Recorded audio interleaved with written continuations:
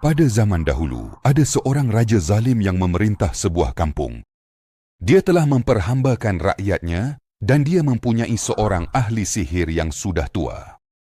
Lalu ahli sihir itu berkata kepada raja, Aku sudah tua, hantarkan seorang budak lelaki kepadaku untuk aku ajarkan sihir.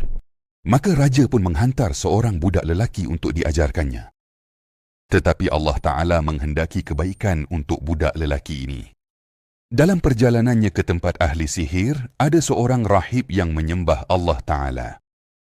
Lalu budak lelaki itu duduk bersamanya dan mendengar kata-katanya, lalu dia pun menyukainya. Pada suatu hari, ketika budak lelaki itu dalam perjalanannya, dia terjumpa seekor haiwan besar yang telah menghalang laluan orang ramai. Lalu dia berkata, hari ini aku akan tahu sama ada ahli sihir lebih baik atau rahib. Dia mengambil sebiji batu lalu berkata, Ya Allah, jika urusan rahib lebih engkau sukai daripada urusan ahli sihir, maka bunuhlah haiwan ini supaya orang ramai dapat meneruskan perjalanan. Lalu dia melemparnya dan membunuhnya dan orang ramai pun berlalu. Lalu dia pergi menemui rahib itu dan memberitahunya. Lalu rahib itu berkata kepadanya, Wahai anakku, hari ini kamu lebih baik daripadaku dan kamu akan diuji. Jika kamu diuji, janganlah beritahu tentang aku. Dan antara karamah budak ini ialah dia dapat menyembuhkan orang buta dan sopa dan mengubati orang ramai daripada segala penyakit.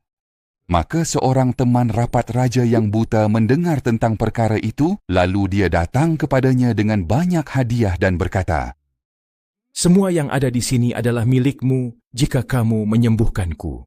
Lalu budak itu berkata, Aku tidak menyembuhkan sesiapa pun, hanya Allah Ta'ala yang menyembuhkan.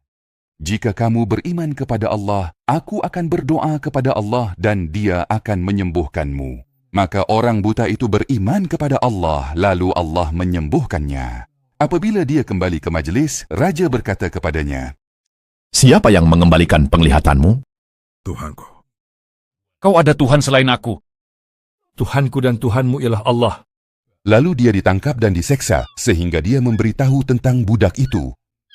Lalu budak itu dibawa menghadap, lalu raja berkata kepadanya, Wahai anakku, sihirmu telah sampai ke tahap kamu boleh menyembuhkan orang buta dan orang sopa, dan kamu melakukan itu dan ini. Aku tidak menyembuhkan sesiapa pun, yang menyembuhkan hanyalah Allah Ta'ala. Lalu dia ditangkap dan diseksa sehingga dia memberitahu tentang rahib itu. Lalu rahib itu dibawa menghadap, lalu dikatakan kepadanya, Tinggalkan agamamu. tetapi dia enggan. Lalu raja memanggil untuk gergaji, lalu diletakkan di tengah kepalanya sehingga dia terbelah dua. Kemudian teman rapat raja dibawa menghadap dan dikatakan kepadanya, Tinggalkan agamamu. tetapi dia enggan. Lalu diletakkan gergaji di tengah kepalanya sehingga dia terbelah dua. Kemudian budak itu dibawa menghadap dan dikatakan kepadanya, Tinggalkan agamamu. tetapi dia enggan. Lalu raja berkata, Bawa dia ke puncak gunung. Jika dia berpaling dari agamanya, biarkan. Jika tidak, campakkan dia. Lalu budak itu berdoa, katanya, Ya Allah, lindungilah aku daripada mereka dengan apa cara yang engkau kehendaki. Lalu gunung itu bergegar dan mereka semua terjatuh. Dan dia berjalan kembali menghadap raja. Lalu raja memerintahkan tenteranya dan berkata, Bawa dia ke tengah laut. Jika dia berpaling dari agamanya, biarkan. Jika tidak, campakkan dia ke dalam laut. Lalu budak itu berdoa, katanya, Ya Allah, lindungilah aku daripada mereka dengan apa cara yang engkau kehendaki. Lalu kapal itu terbalik dan mereka semua lemas. Dan dia berjalan kembali menghadap raja dan berkata, Kamu tidak akan dapat membunuhku kecuali kamu lakukan apa yang aku perintahkan. Apa itu?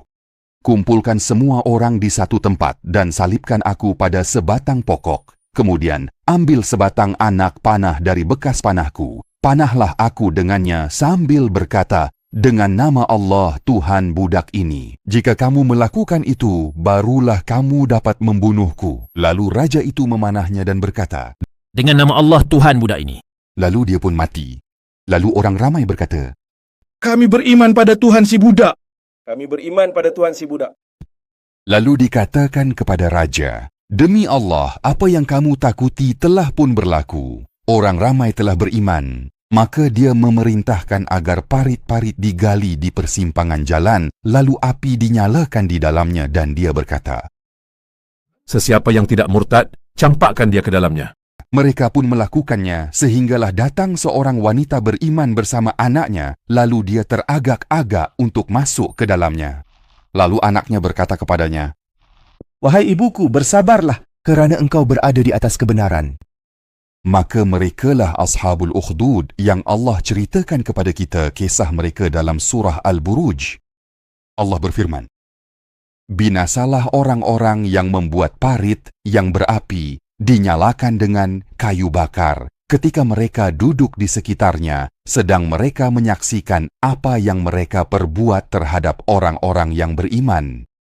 Dan mereka tidak menyiksa orang-orang mukmin itu, melainkan kerana orang-orang mukmin itu beriman kepada Allah yang Maha Perkasa lagi Maha Terpuji, yang mempunyai kerajaan langit dan bumi. Dan Allah Maha menyaksikan segala sesuatu.